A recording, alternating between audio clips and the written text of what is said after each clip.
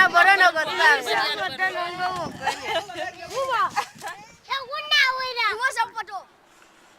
now that you went to the field, you saw that the situation is not all that easy. It is indeed pretty complex.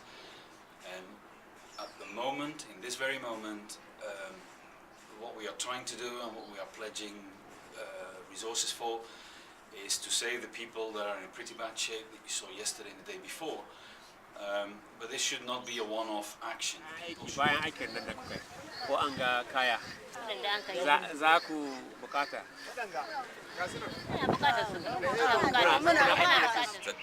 The risks that we are aware of based on our previous experience, but also plan on climate change in terms of what can change, what can happen in terms of future trend.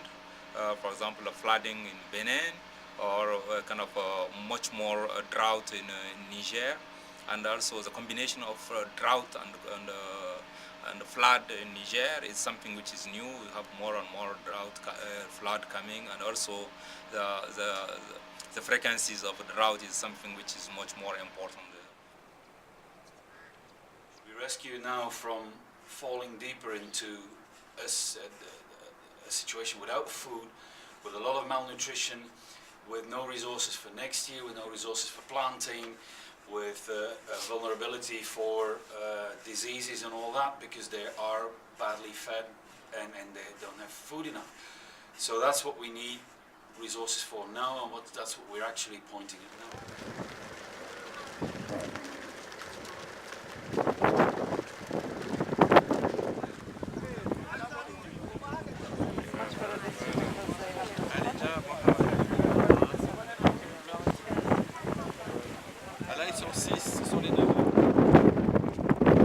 We are now heading to the Cash for Work site.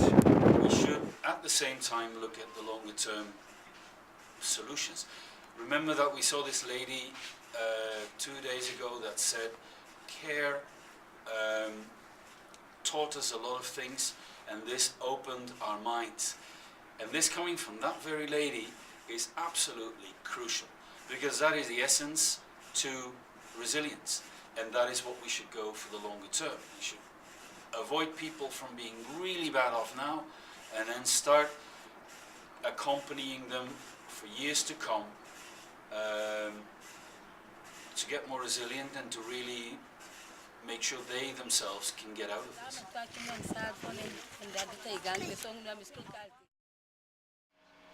We have an example of piloting program where it's really deliberately integrating risk into programming, and also ensure that this is something which is done at country office level, which is a high level indicators, and showing how we can measure resilience. This is the challenge we are trying to face during the workshop time.